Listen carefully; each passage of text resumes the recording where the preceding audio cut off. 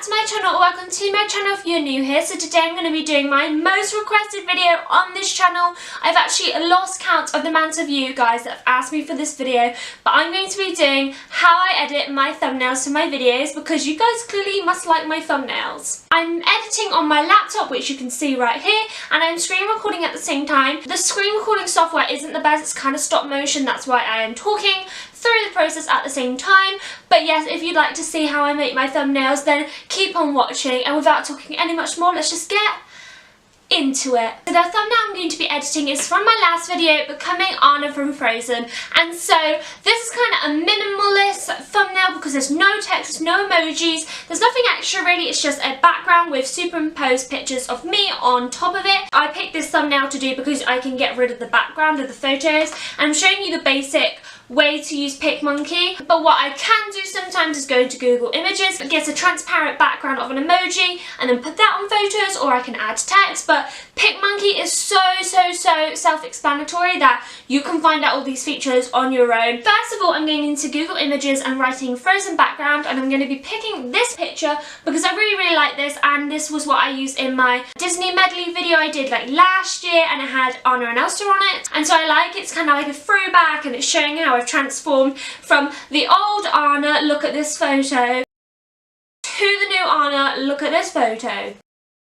You see the difference? So yes, once you have done that, save that to your gallery as you do, and open a new window called PicMonkey, and then go into this, hover your mouse over the top of the screen, and then a bar will appear which says edit, and you can press edit and then select your background. Now what I did, which I did not show in the video, but if you press crop on the basic edits section and click scale photo and then change the dimensions to 1280 times 720, grab the cropping tool to fit the whole screen, unclick scale photo so it's not pixelated and blurry, and then press apply. You will make the background to the exact dimensions that YouTube want their thumbnails to be, and it won't be too big and it won't be too small. So now you want to go onto the side where there's loads of tabs and hover over the graphics one, which is the butterfly icon. So I clicked add your own, and I picked from my gallery the picture of me as Anna that I wanted, and then double clicked it and it added to my background. Now what we're going to want to do is to delete the background of the original Anna photo because we don't want that photo, we want the new background to be the background. So what I do when the photo is loaded on the screen, a little graphic window thing opens on the side, and there's basic and eraser. So I go into eraser and I pick this eraser button, and then I go however big and however hard I want, because you know you don't want it to be too rough but you don't want it to be too soft edge. So the eraser I like to start with is one of the biggest ones, just to get rid of the immediate background and make a small outline so it's easier to work with around the image. Drag over, holding down my cursor around the edge of the photo, leaving a little gap of the actual background on there, and then I will zoom in. At the very bottom there's a plus and a minus icon where you can zoom in percentages into the photo, and then I press a smaller eraser size and I kind of take down the hardness so it's a little softer edge. It's not going to be harsh, it's not going to look like it's been edited, you know, and then I just trace the lines carefully and as easy as I can. In sections where I'm doing, there's like a hole between her plait and her body, so there's a piece of the wall background there.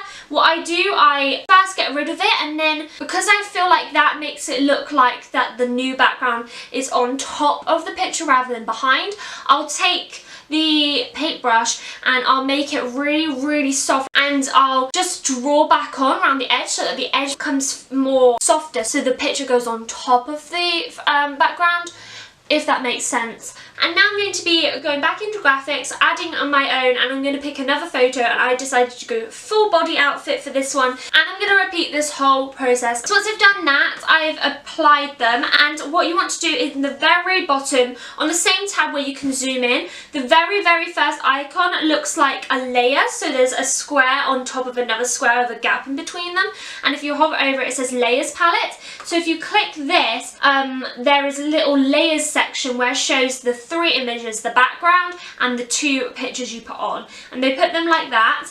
And then on the bottom there's another layers icon and an arrow going down which says flatten image. I press that and this combines all the photos together, so now you can't move the Arnold photos, you can't erase the background. So now I'm going to go very left hand side where you can pick the butterfly or the text box or anything like that, and I go back up to the top where it says basic edits, and I'm going to adjust the brightness, the saturation, the colour and all that. So I go into colours first, and I like to up the saturation literally probably about like 3, 4, and then I like to take down the temperature about 3, 2, again, like not much at all. I click apply and then I go into exposure and I'll up the brightness, the highlights, the shadows and the contrast. Now the brightness, highlights and shadows I'll probably go around to 4 or 5, but the contrast, I don't want this to be too contrasting because I don't want the colours to look too dark, so I'll probably go 2 on the contrast, something around that,